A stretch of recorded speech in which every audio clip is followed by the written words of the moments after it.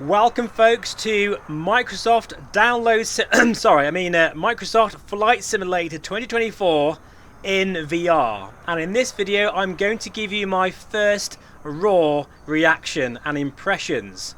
So if you're interested in what I've got to say about this new platform and whether this is the new benchmark, this is the new future for our hobby, then stick around, stay tuned after a quick word from VR Wave. This video is proudly sponsored by VR Wave, which offer a full selection of prescription lens inserts for a full range of VR headsets, right from a Quest all the way up to a Aero Pimax Crystal, amongst many others. Now, if you don't wear glasses, I still feel it's important to get lens inserts to protect those really expensive lenses, especially as you can have blue light filters which help combat motion sickness and insomnia. Now, if you do wear glasses, then it's even more important because then you can be comfortable all day, and if you have an astigmatism, if you have nearsighted or farsightedness, then all of this can be dialed in so that you get a crisp, clear image every single time you put the headset on. I'll have a 5% discount code for all of VR Wave inserts. Please do check them out. Now it's time to get into today's video. Right then folks, so this is it. My very first flight. Here we go, ready to fly. And I'm in the Pimax Crystal simply because, in my opinion, this is the most obvious upgrade for most of you out there coming from a Revo G2. And first thing I want to say straight away is the OpenXR toolkit seems to be working in a fashion. And at the moment, these are the settings that I'm using. Right, let's go to VR graphic settings. I have a feeling I'm going to see this menu quite a lot soon. And you can see here, I've basically tried to replicate the settings that I run in MSFS 2020. There you go, look. So that's pretty much what I run. And at full native resolution, I can tell you straight away that the performance is worse than 2020, just as I predicted in my video that I did a while ago called Tempered Expectations. I'd recommend you watch it. So the first thing I'm going to have to do is go into the OpenXR toolkit, see if this works, and override the resolution to my favorite 3500 by 4142. I'm going to do that now, and I'll see you back in VR in a moment. Right then, so I've now jumped from 25 frames per second, sorry I didn't mention that before, to 35 frames per second, even at this low resolution. That's not great, I have to say, especially when you consider we are in Scotland. Now, I'm not quite sure how to move. Oh, wait, that's how you do it. Okay, that's quite cool. I like that. You move around by clicking on the middle mouse button. Oh, bit of a stutter there. I'm leaving everything in, guys. This might not be the most beautiful video you've ever seen in your life, but that's because this is a raw first impressions. Now, as I walk around, of course, all this extra detail, that includes all the trees, the beautiful grass, the high resolution textures, whilst they look really nice, it's going to cost performance in VR without a doubt. Having said that though, I do love how I can walk around like this. I'm going to use my Xbox controller most of the time, but I thought I'd just give this a quick try. I've noticed that the ambient sounds, they're looping, it's repetitive, and I think it's the cars, actually. I can hear the cars going past. But it's a very similar, it's like a 10-second sound that loops, which again isn't great. And I notice these kind of things, guys, because I'm very picky with this sort of thing. I can't really be asked to do the walk around, if I'm honest, but let's just do a little bit of it to check it works in VR. Okay, it does work in VR, so that's good. And, you know, I appreciate, Asabo, if you're watching this, that you have, you know, included VR. At least it's here. I don't want to be too negative, but I also want to be realistic about this experience here. Right, so okay, the walk around works fine. Let's just get into the aircraft now. Okay, so, right, I'm a bit close here. Let me just, oh yeah, of course. Right, to center, I've still got stuff over there that I need to maybe I can do it in this. But yeah, to center you have to use the shift key instead of the space bar. Why, Asobo, have you changed that? The space bar is a very big button to hit whilst you're in VR, and you cannot see your keyboard, so the space bar would have made a lot more sense. Also, the whirl scale is completely off in the Pimax Crystal, at least, so I'm going to have to change that straight away. Fun and games, guys. This is all fun and games. Whirl scale, where are you? So I'm using TAA mode, you can see here. These are my settings. Where the hell is whirl scale? I've got ray tracing off. Don't think we're going to be able to run that at all. Here we go, whirl scale. Okay, so we're going to put that to 105, which actually, admittedly, that's the same as I use in MSFS 2020. Let's see what that's like. Yeah, that's okay. It's still a bit small, actually. But never mind. We'll go with that. And it looks like, because I'm using my Alpha and Bravo, that these are all working okay. Now, in terms of the mouse, it's quite lagging. I'm not sure if you can see on the screen, but I'm moving it left and right, and it's really lagging really badly, which is a bit of a pain. I haven't done my pre-flight properly, so maybe I should just go back outside a moment. There we go, and just do the rest of it. I'm using my keyboard at the moment. Oh, I like how, that's cool. You duck down underneath the wing. That's a nice touch. Right, let's just quickly get all this out of the way, but performance is pretty bad. Considering we are at Oban, which usually with these settings, well, I say these settings in terms of my resolution and similar settings in MSFS 2020, I'll be getting at least in the Pimax Crystal running at 3500 by 4000, whatever it was. Let me just check again. Yeah, 3500 by 4142, I'd be getting at least 45 to 55 frames per second. I'm getting 30 frames per second. You know why? I reckon that's because it's DirectX 12. This feels, actually, yeah, I reckon that is it. This feels like DirectX 12 beta in MSFS 2020. If this was DirectX 11, I'd be getting more frame rate here with TAA mode. Definitely. Anyway, let's get the fuel selector on all. Mixture fully rich. All that jazz. Let's get a bit of lighting in the cockpit here. Leave the avionics off for a moment. Fuel pump on for a moment. Okay, get some fuel going there. And I think let's just go for it, guys. Engine start. I'm using the Alpha and Bravo yoke. And it's actually picked it up really well here. No problems at all. So that's good. Avionics now coming online. Taxi light on. Yeah, the mouse is really laggy. But you know what? It's just, I'm just so pleased I've actually got into the sim. Now, a little tip for you guys. Make sure your Xbox app is updated. Otherwise, you might find that you'll try and load a flight and it'll get stuck. Bit like me at the moment. Here we go. So make sure your Xbox app is updated. I'm back down to 25 frames per second again. Yeah, performance is feeling pretty rough at the moment. I'd also recommend, folks, that you change your keyboard settings to 2020. There is an option for that. So here we go. How does this feel? How does it look?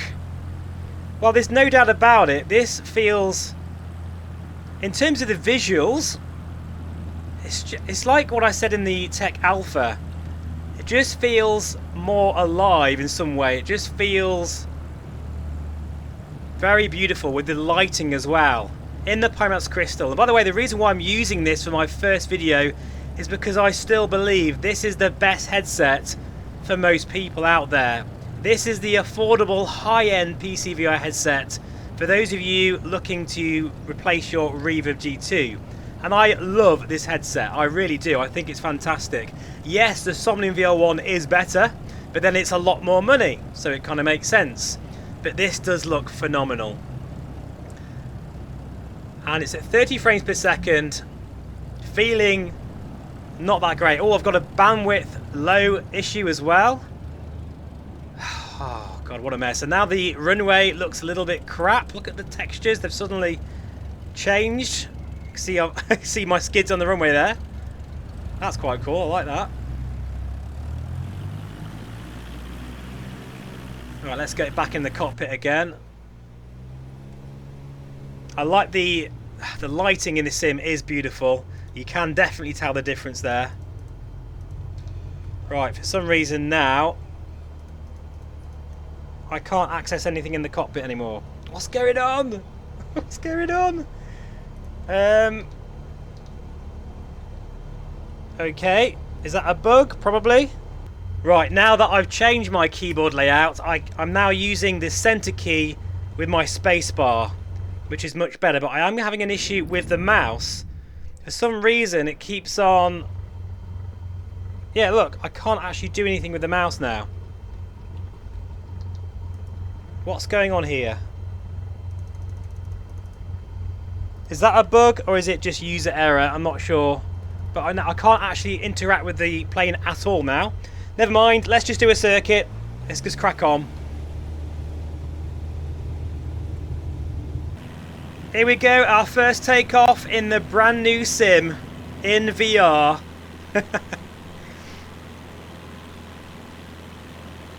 Unfortunately, we still don't have a single viewpoint for VR, so you can see it really nicely. So I'm having to do some funny little tricks to make it look full screen. So I can see here that the streaming quality has been degraded. Look at this. For some reason, the ortho imagery is not as sharp as it should be. Now, to put this into context, my internet is 500 megabits per second. So it's not the fastest you can get, but it's certainly not the slowest. Now that's probably because it's only the second day of the sim being released and the servers are still overloaded. That's what I'm hoping anyway, but... So houses down there looking very nice, I must say. One thing I am disappointed, well, among other things, is we're not getting any native fixed foveated rendering within the sim itself. I was under the impression that we were going to get that, but it's not in this. Which is a shame, that would have helped. We desperately need dynamic foveated rendering here. We really need it more than ever, because DirectX 12, well, in my opinion, especially for those who like TAA mode, that is high clarity mode, is a downgrade from DirectX 11, and I was hoping it wouldn't be like this in the new sim. But again, my video where I voiced my concerns, I did mention this, and again I'm sorry to say I'm right, that DirectX 12 is actually causing, well, it's just less performance. I mean, 30 frames per second, probably at 120 Hz might be doable. I might try that with the crystal light. I mean, it's not terrible performance, but this is Scotland. In a moment, we're going to go to London City. I think it's going to be an absolute slideshow fest. Oh, God, I don't want to be so negative about this, but I can't help it. This is how it is, folks. In terms of the visuals, like I say, the lighting's gorgeous, but I don't feel the ortho imagery looks as sharp, especially further out because it's being streamed. Which, I mean, it was in MSFS 2020, but there's a lot more being streamed this time, and you can tell. But there's a certain atmosphere and scattering of the lighting that makes it feel like a really cold, crisp scene here right now. So I do like that, I must say. That is very nice. Yeah, the lighting, as I said in my previous video, the Tech Alpha, is a massive improvement. It's gorgeous. Right, let's come in for our first landing and then we'll go somewhere else if it lets us. Because I am very aware that this could crash at any point, and it's a shame that I feel that way. But yeah. But Pimax Crystal Light performing pretty well in the sense that, you know, there's no issues with the crystal. Love this headset, you know. I really do truly love this headset. I think it's a fantastic price. An amazing option. So long as you get a decent one, that's the only thing, isn't it? But I will say, if you are looking at getting a crystal light, make sure you are a member of my Discord, because you seem to get better support, because the Pimax team, oh, here we go again with the bandwidth low warning, they are quite active on my Discord. Bandwidth too low, loading times may be extended and will streaming degraded. That's probably something I'm going to see quite a bit of at the moment. What a shame, isn't it? Because I can see the potential. The trees are absolutely fantastic, as we know already, gorgeous. The aircraft feels nice to fly. It says as he bounces down the runway. Let's see here if I can get the right bloody key. Looking at the ground effect is a massive upgrade. I really do like the ground handling. I keep wanting to pan with my Alpha, but it's not doing it. Yeah, that's beautiful. Right, anyway, let's now go somewhere else. I think we're going to go to Courchevel.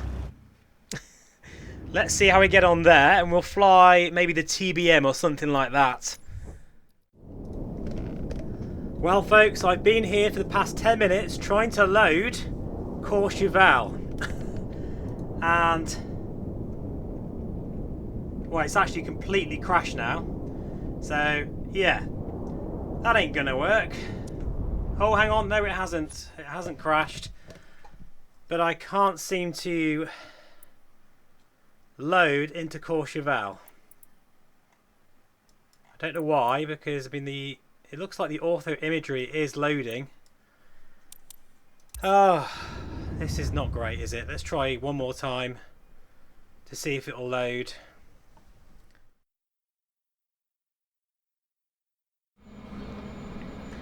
Right, folks, so welcome back. This is about 45 minutes later, having restarted the sim 3 times, and I've now tried a VPN to get this to load into Courchevel. I'm using the Caravan. So let me just look outside a minute. Oh wow, okay, that's a nice new effect. That's definitely worth the £200. Sorry folks. Actually, that isn't that nice. I can see it's like a 2D sort of smoke. It's not very volumetric in nature. Oh, I'm being picky, but can you see? Do you know what I mean? It's like 2D sprites that are moving around. Reminds me of the old cloud systems in FSX. Anyway, we're now going to take off from here and do our second test flight. Current FPS is 30 frames per second. Now looking out there at those mountains, that looks absolutely gorgeous. Whee! Can't wait to try my motion rig. Really missing it. We are now airborne on our second flight in the Pimax crystal, running at 3500 by 4142, so that's not native resolution, but it's very close. Looks really nice. Using TAA mode, we're getting 30 frames per second, and we're getting a bandwidth too low warning. Surprise, surprise. But we're just going to have to deal with it for now. I mean, this is our first impressions. That's what it's all about.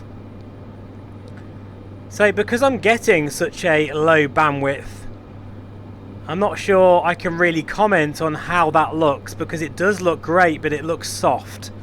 Like, it doesn't look that sharp, but that's probably because it's not loading all of the ortho imagery.